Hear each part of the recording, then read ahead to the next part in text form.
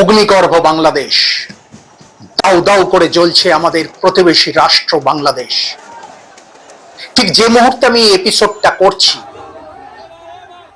সারা বিশ্বের নজর তখন বাংলাদেশের দিকে কেন্দ্রীভূত। এই মুহূর্তে বাংলাদেশের সদ্য প্রাক্তন প্রধানমন্ত্রী শেখ হাসিনা ভারতে আপাতত আশ্রয় গ্রহণ করেছেন। অত্যন্ত জরুরি পর্যায়ের বৈঠক চলছে ভারতের প্রধানমন্ত্রী নরেন্দ্র মোদীজির বাসভবনে। সীমান্তে জারি করা হয়েছে চূড়ান্ত সতর্কতা।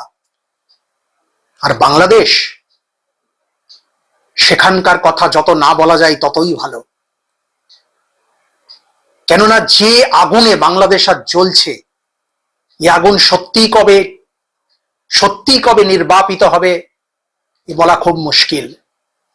তবে যাই হোক, আমি কোনো রাজনৈতিক বিশ্লেষক নই, আমি একজন প্রফেশনাল অ্যাস্ট্রোলজার। সেই হিসেবে আমার হঠাৎ আজকে মনে হলো যে সদ্য প্রাক্তন বাংলাদেশের প্রধানমন্ত্রী, যাকে পদত্যাগে বাধ্য করা হয়েছে, যাকে দেশ ছাড়তে বাধ্য করা হয়েছে, তার জন্মকুণ্ডলীটা একটু বিচার করার জন্য তো দেখছিলাম তার জন্মকুণ্ডলী। শুনলে চমকে যাবেন আপনারা। তার জন্মকুণ্ডলীতে আমি যা দেখতে পেলাম, তাতে এই সময়টায় সত্যি তার মৃত্যু যোগ ছিল।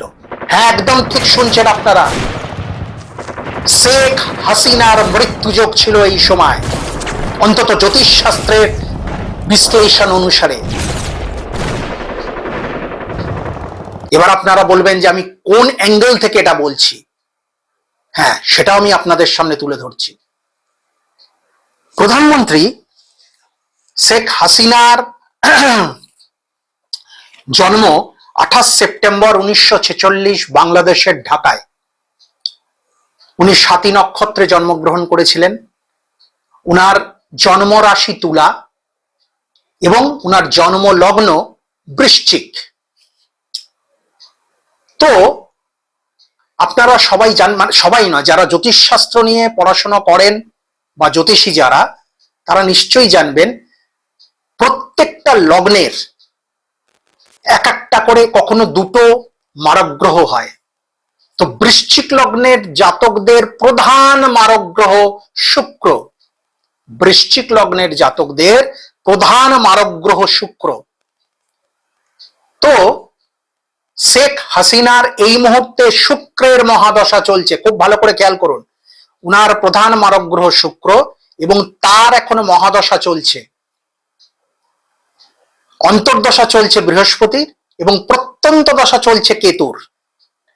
কেতু জাতিকার লগ্নের কেন্দ্রে বসে আছে, লগ্নের সাথে কেন্দ্রে বসে আছে কেতু। দেখুন আপনারা এই মুহূর্তে শেখ হাসিনার বার্থ চার্ট বা নাটাল চার্টটা আপনারা দেখলে বুঝতে পারবেন।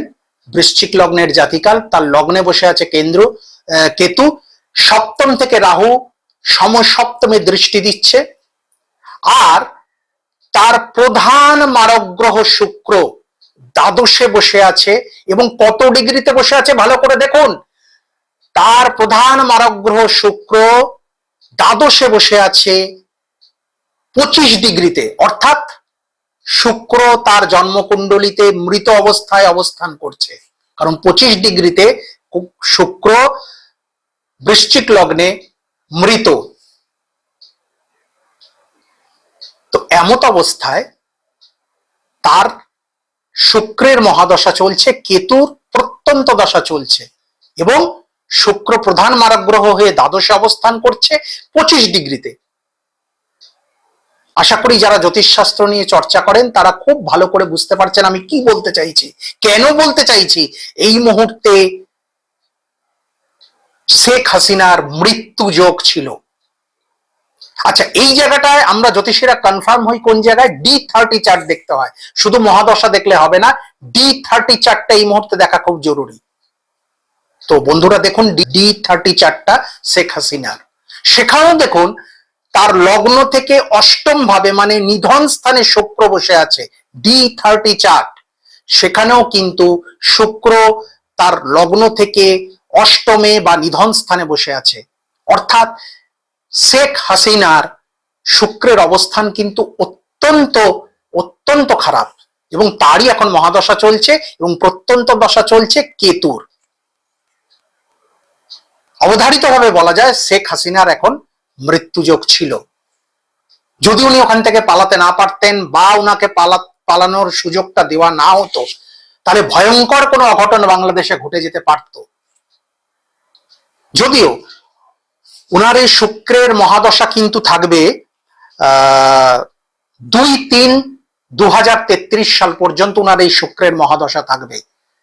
ফলে এই 2-3-2033 সাল পর্যন্ত শেখ হাসিনাকে অত্যন্ত সতর্কতার সাথে যেখানেই তিনি থাকুন না কেন, এবং আমার মনে হয় যে তার দেশে কোনো সুযোগ সুবিধা হলেও হয়তো পরিস্থিতি পাল্টালো সাময়িকভাবে, কিন্তু আমার মতে তার আর দেশে না ফেরাটাই ভালো বাকি জীবনটা। কেননা তার এখন কিন্তু কন্টিনিউ ওই শুক্রের মহাদশা চলছে আপ টু 2-3-2033 সাল পর্যন্ত। আচ্ছা, এবারে হয়তো অনেকে আমাকে প্রশ্ন করবেন যে যদি তার মৃত্যুযোগী ছিল তবে তিনি রক্ষা পেলেন কিভাবে? খুব ভালো প্রশ্ন। খুব ভালো করে দেখুন, এই মুহূর্তে উনার শুক্রের মহাদশা চলছিল, সাথে বৃহস্পতির অন্তর্দশা চলছিল এবং কেতুর প্রত্যন্ত দশা, মানে শুক্রের মহাদশা কেতুর প্রত্যন্ত দশা, কিন্তু বৃহস্পতির অন্তর্দশা চলছিল। নাম্বার 1। নাম্বার 2, উনার জন্মছকে শুক্র বসে আছে বিশাখা নক্ষত্রে। উনার জন্মছকে শুক্র বসে আছে বিশাখা নক্ষত্রে, যার অধিপতি গ্রহ দেবগুরু বৃহস্পতি। এখানেই শেষ নয়, ভালো করে তাকিয়ে এবার ওনার জন্মছকে আরেকবার দেখুন, শুক্র যে ওনার দ্বাদশে বসে আছে তার পাশেই কিন্তু দেবগুরু বৃহস্পতি বসে আছে দ্বাদশে। ফলে এই তিনটে অ্যাঙ্গেল থেকে, যেহেতু উনার শুক্র বসে আছে বিশাখা নক্ষত্রের সাথে যার অধিপতি গ্রহ বৃহস্পতি, নাম্বার 1। নাম্বার 2, উনার শুক্র দ্বাদশে বসে আছে, তার সাথেই বসে আছে কিন্তু বৃহস্পতি, এবং উনার এখন যে মহাদশা চলছে শুক্রের মহাদশা কেতুর প্রত্যন্ত দশা, তার সাথেও কিন্তু বৃহস্পতির অন্তর্দশা চলছে। তাই এই বৃহস্পতি তিন দিক থেকে, দেবগুরু বৃহস্পতি তিন দিক থেকে উনার রক্ষা কবচ হয়ে দাঁড়ালো। আশা করি আমি সবাইকে বোঝাতে পারলাম। যাই হোক, সেই দেবগুরু বৃহস্পতির কাছেই প্রার্থনা জানাই, হে প্রভু, প্রতিবেশী রাষ্ট্রের মানুষদের শান্তি দাও, তারা যেন শান্তিতে বসবাস করেন, তাদের দেশে যেন শান্তি ফিরে আসে। আর এই মুহূর্তে আর কিছু বলার নেই। আপনারা সবাই খুব খুব খুব ভালো থাকবেন। গুরু কৃপাহি কেবলম।